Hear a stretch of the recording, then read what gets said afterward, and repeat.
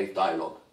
Whereas the reality should be, we should be involved in interfaith dialogue very early on. So when an issue does come up, someone says, you know what, actually I discussed this with a Muslim and I can explain to you what exactly this means. When it comes to the issue of the veil, first and foremost, we know religions before us had the veil as part and parcel of their religion. As in, one only has to look at Paul's letter to the Corinthians to see a discussion on the humility of the woman in terms of wearing the veil. On the second level, you find that when we look at the veil in Islam, there's 3 veils. There's 3 skins. Like I, as a human, have 3 skins, don't I? If you cut my skin, there's another layer. If you cut that, there's another layer. Likewise, in Islam, we say that there are 3 layers. There's the physical veil, and the social veil, and the visionary veil. The physical veil is the covering of those areas of beauty in the woman, and the idea that if we only interact with each other on the basis of looks, that's a very shallow interaction. As in, when I look in the world today and shampoo adverts, there has to be a nude woman, and a car advert, there has to be a nude woman. I'm surprised at the feminist attack on the hijab, when in the reality the feminists should look at the adverts and start thinking where the real slavery is, where the real oppression is. You look at these, you look at this and you say that on the first level you have that physical hijab. Is it compulsory to be covering the face? Now Muslims also have to come forward and admit that the majority of the schools say it's not obligatory to be covering the face. Cover everything except the face and the hands. Now there might be certain jurisprudential differences without a doubt, but the veil of the face is an option, and some are causing a fuss in some cases for no reason. Where the fear is that if they begin with the face veil, then they may continue on other veils. But we have to understand as well that we have to make clear that the face and the hands can be shown. On the second level is the social hijab. There's no point in me covering myself up and then walking in the streets acting arrogantly, acting with envy, acting with rudeness. You sometimes may see a Muslim woman who may cover herself, but her acts aren't acts of a social veil. I have a social responsibility to honor those of my religion and those of other religions as well. People are of 2 types. They are either my brothers in faith or my equals in humanity. Then you have the third veil, which is the visionary veil. The visionary veil is where you rise above the rest of humanity in being far-sighted and producing a vision for the betterment and the service of humanity as a whole.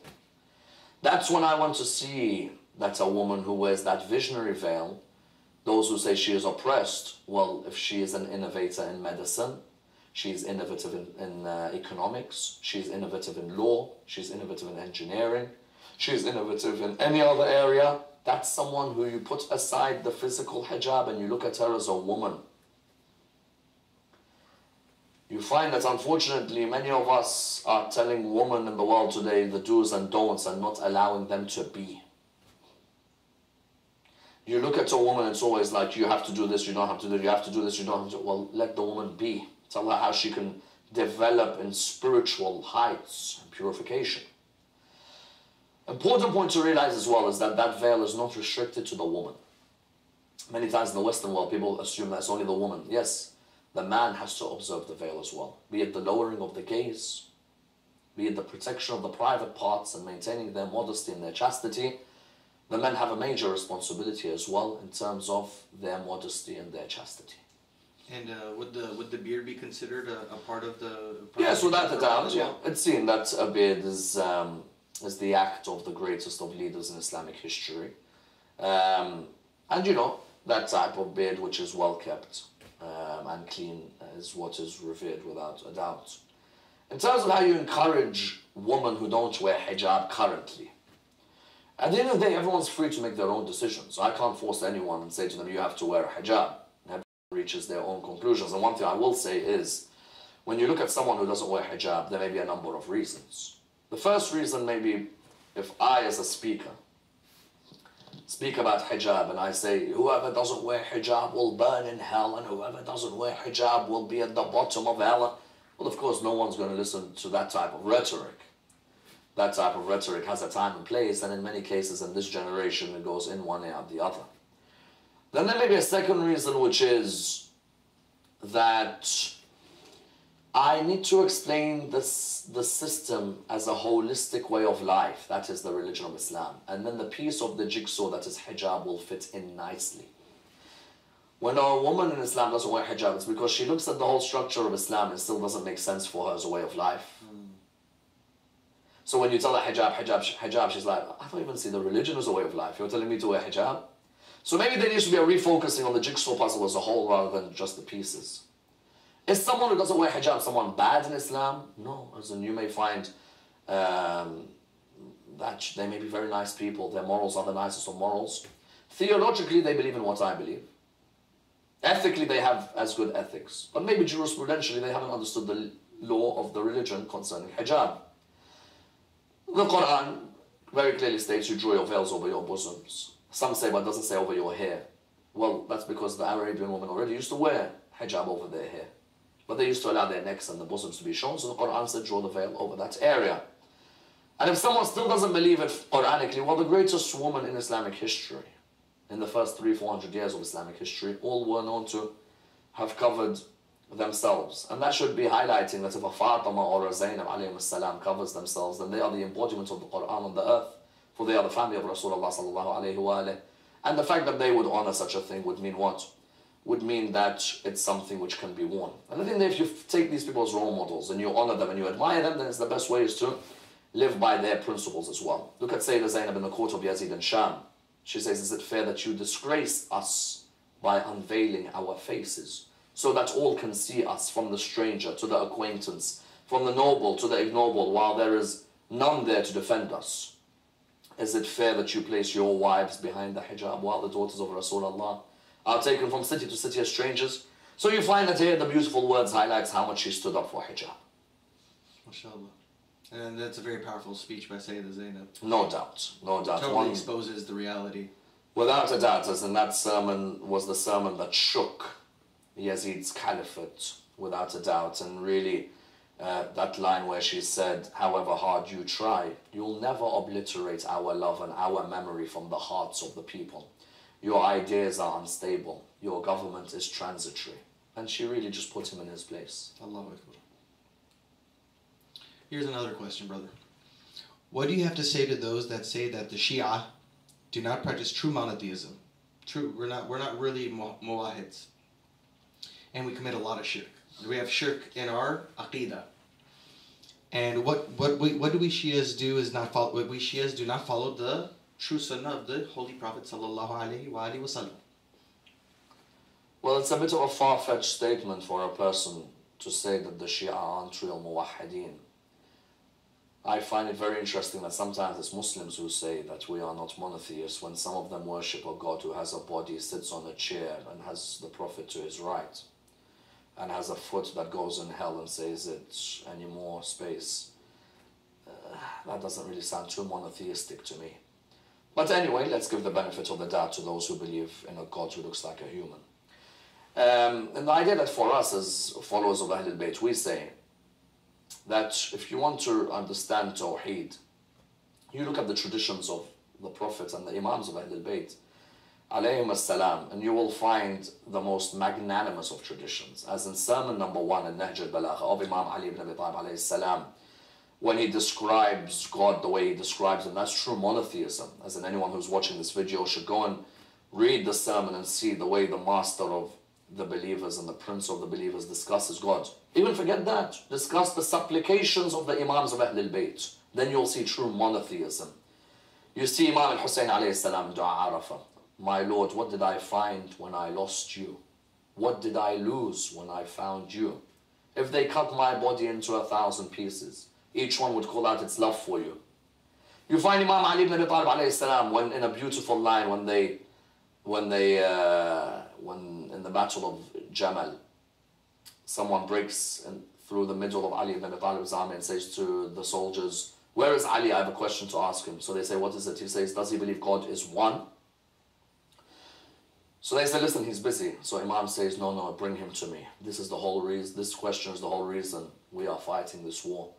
So he said to him, when we say Allah has one, it doesn't mean one in number, because that's divisible and that can be multiplied. When we say Allah is one, it means that there is none like him. And He is needless of any of his creation. He does not beget, nor is he begotten. So it's very clear that when we come towards understanding this area of Tawheed and Shirk, the traditions of the Ahlul Bayt, and we are those who adhere to the message of Ahlul Bayt alayhim salam, are very clear in terms of the powerful belief of the Imams when it comes to true monotheism. Someone will say, for example, well, an example of your polytheism is that you ask your Imams for help. We ask Allah for help.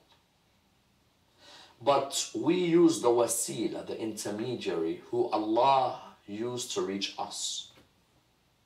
If God used the Holy Prophet ﷺ to reach me, why don't I use the Prophet to go back to him? God uses an intermediary to reach me as a human, so I'm going to use an intermediary to go back to him. So you find that we believe that the ultimate helper is Allah subhanahu wa ta'ala. But that Allah subhanahu wa ta'ala allows us to ask him in the name of those who are beloved, as was the act of prophets before him, such as Adam or indeed Nuh alayhi as-salam. In terms of those who say following the sunnah of the Prophet sallallahu alayhi wa alayhi, we don't follow the sunnah of a caliph after the Prophet. No caliph can change the words of the Prophet. We don't believe in good innovations. What the Prophet acted, we act. What the Prophet said, we follow. What the Prophet left behind, we adhere to. And I would hope that every Muslim tries to do that as well. Well, in relation to the shirk question, a lot of times we're called grave worshippers just for visiting the grave of revered figures within the school of Ahlul Bayt. By go visiting, and I've been to Hajj before, and I went to Medina just to go visit at Baqi. It's a very tumultuous time just to go even visit your imams. So why do they keep pounding on us about this? The majority of Muslims believe in visiting the graves of the pious personalities. You find in Egypt the Shafi'i school has a very famous work called Shifa al-Saqam fi Ziyarat Khair al-Anam, which is a famous work about the visitation of the graves of pious personalities. You find the Prophet ﷺ himself mentions that whoever visits me is as if they visited Allah subhanahu wa ta'ala.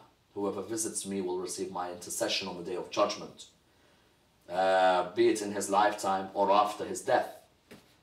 So you find that the Prophet himself ﷺ used to go to that garden known as Jannat al-Baqi' or Baqi' al-Gharqad, where the Lyceum shawi trees used to grow. And they made that into a graveyard. And you had of the Ansar and the Muhajirun who were buried in that particular graveyard. People like Uthman ibn Mad'un, Sa'ad ibn Zurara, Ruqayya, and even greater personalities who came afterwards. Imam al-Hasan alayhi salam is buried there, Imam Zayn al-Abidin alayhi salam, Imam al-Baqir alayhi salam, Imam al-Sadiq alayhi salam, al-Banin, the mother of Abu Fadl al-Abbas alayhi salam, Fatima, the mother of Imam Ali alayhi salam. Imam Malik from the school of jurisprudence is buried there as well. So you find that graveyard is our heritage, is our memory, is our culture, is our protection of the Sunnah and the teachings of Allah on earth. So for them to destroy that graveyard in 1925 and to have those barbaric soldiers and guards standing by the graves there highlights that particular ideology in that country is an ideology which is full of hatred, unfortunately, towards the Prophet, his family and his companions. And someone always accuses us of having hatred.